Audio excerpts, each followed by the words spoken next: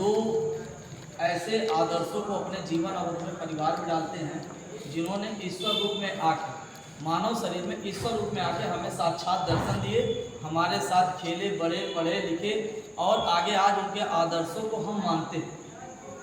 हमारा परिवार कैसा हो, हमारा आचरण कैसा हो, हमारा आदर्श कैसा हो, यह हम प्रभु श्री राम से सीखते हैं। हम जीवन को कैसे जिए और जीवन में समाज के जीवन में सामाजिक जीवन को कैसे जिए, यह सीखते हैं हम कृष्ण भगवान से। क्योंकि इन दोनों लोगों ने हमें जीवन जीने का तरीका बताया। जन्माष्टमी हम अपने बच्चों को कान्हा बनाते हैं, इसके लिए किसी से अनुमति नहीं लेने जाते। क्यों बनाते हैं? क्योंकि उसके अंदर हम ईश्वर को दिखते हैं। हर माँ चाहती है हमारा बच्चा कान्हा जैसा हो, हर माँ चाहती है, हर पिता चाहता है। उसी प्रकार से जब हम एक युवा अवस्था में आते हैं और जब हमारा विवाह, तो हम भी सोचते हैं कि हमें सीता जैसी पत्नी मिले, हमें राम जैसा भाई मिले, लक्ष्मण जैसा भाई मिले, हमें आदर्श रूपी समाज में, आदर्श रूप में परिवार के आध्यात्मिक रूप से किस प्रकार से रहा जाए। हम भौतिकता से विजयादशमी को मेले के रूप में मनाने, भौतिक दृष्टि से तो बहुत बढ़िया है, व्यवसायिक दृष्टि से बहुत बढ़िया है, पर कहीं ना कहीं उस भौतिकता में हम अपने आध्यात्म का मजाक बना लें। मैं कुल मिला के 7 से 8 मिनट लूंगा। हम उस भौतिकता की चकाचौंध में अपने विजयादशमी को मेले के रूप में मनाने लगे।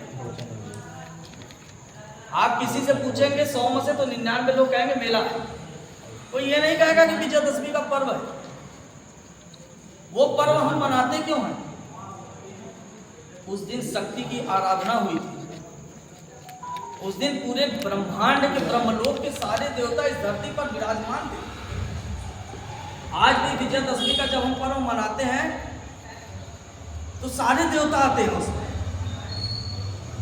पर उनको हम कहीं देख नहीं पाते क्योंकि हम भौतिक रूप में हैं, मेला बना रहे हैं। उस कड़ी में एक यात्रा निकाली थी 9 वर्ष पूर्व।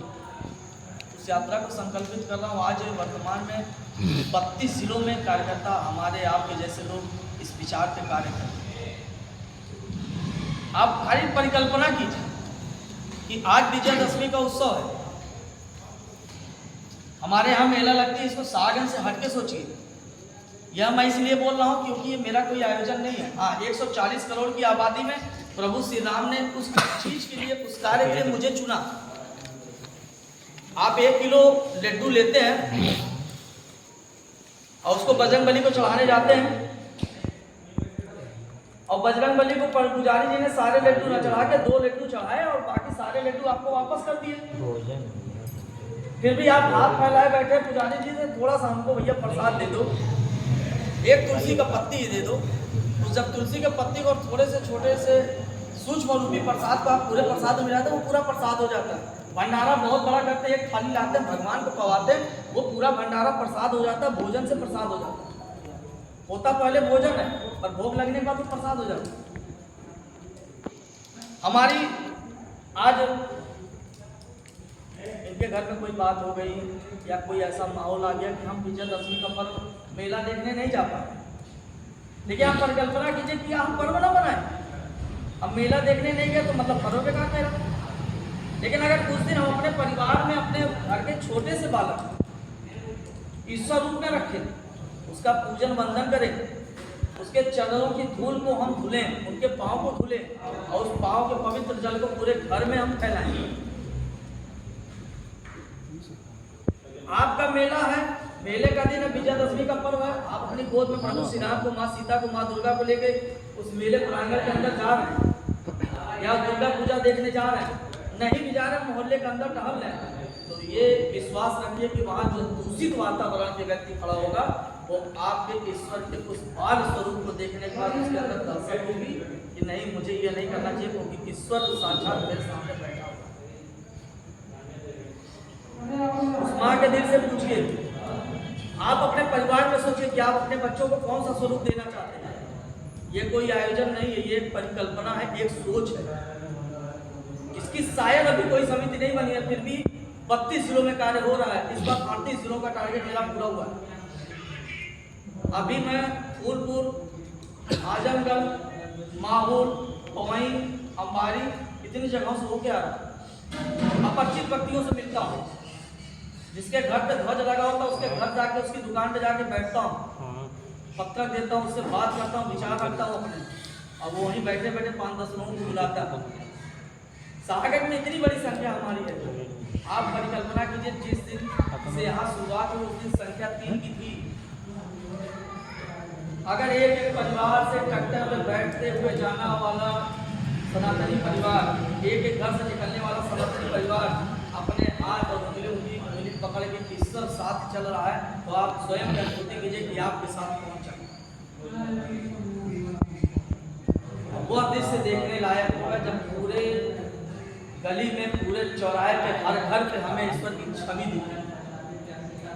मजाल है किसी की नजर गंदी हो जाए, मजाल है कोई माँ सीता पे उंगली उठा दे, मजाल है माँ दुर्गा का कोई मजाक बना दे, मजाल है कि कोई राम को काल्पनिक बता दे। अगर हमने ये परिकल्पना साकार कर दी तो हम रामायण को भी जानेंगे, क्योंकि तो वह बच्चा जब उस रूप में होगा तो वो स्वयं ईश्वर का स्वरूप होगा, और जब वो सही होगा तो आप उसे खुद किसी अंडे के ठेले में नहीं खाओगे, आप खुद उसे किसी गंदी जगह नहीं लेके जाएंगे,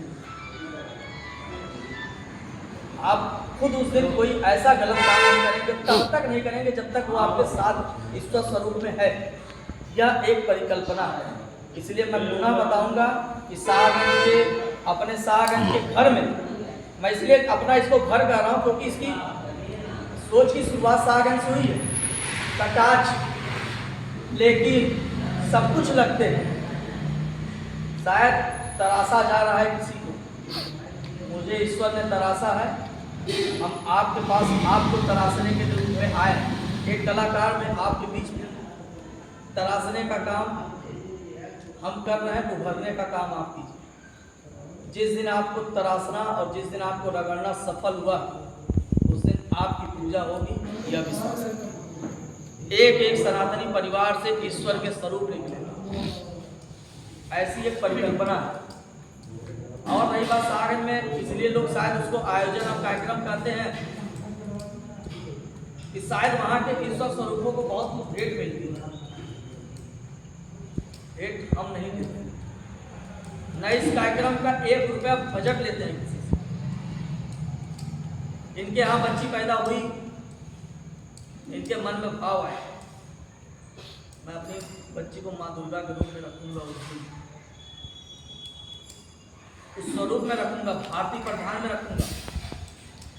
मैं जैसे अपने इस देवी स्वरूप बच्ची को कुछ पवा रहा हूँ, ऐसे अगर मेरे दिल में आभा गई और ईश्वर ने हमें इतना सारा दिया है, तो जितने ईश्वर दिखेंगे हमारी जेब में, हम जब कहीं दर्शन करने जाते तो छुट्टा रख दीजिए, जितना मंदिर आई उतना टोकन डालना चाहिए। होता सबके साथ, सब रखते रहते हैं, जितनी मंदिर हुई वहाँ की आरती में, चाहे वहाँ के दान पात्र में कुछ ना कुछ डालते हैं कि हम उस व्यवस्था को बना सकें। हर मंदिर में प्रसाद फेंकते हैं, भगवान को कुछ पवा सकें। लोगों की इच्छाएं होती हैं कि भैया हम भगवान को कुछ पवाना चाहते हैं, तो लोग देते हैं, उनसे लेते हैं, उनको दे देते हैं। इसीलिए शायद लोगों को कार्यक्रम न जन्मा, लेकिन अभी भी मैं जहाँ जहाँ बैठ के कर रहा हूँ, और आपसे एक यही सहयोग चाहिए कि आपका सोच, आपका दूरी जहाँ तक जाती है, नात रिश्तेदार, दोस्त, भाई बहन, उन परिवारों के लिए निवेदन करें कि अपने परिवार के बच्चे को विजयादशमी के दिन ईश्वर स्वरूप में रखें। और रही बात अपने सागर में इसकी जन्मस्थली है, इसलिए बड़ा अच्छा आयोजन होता है। उस दिन उस आयोजन में प्रभु का जो पूजन होगा, उस पूजन में आप आए और प्रभु का पूजन आप करें, और मुझे थोड़ा सा आत्मबद्ध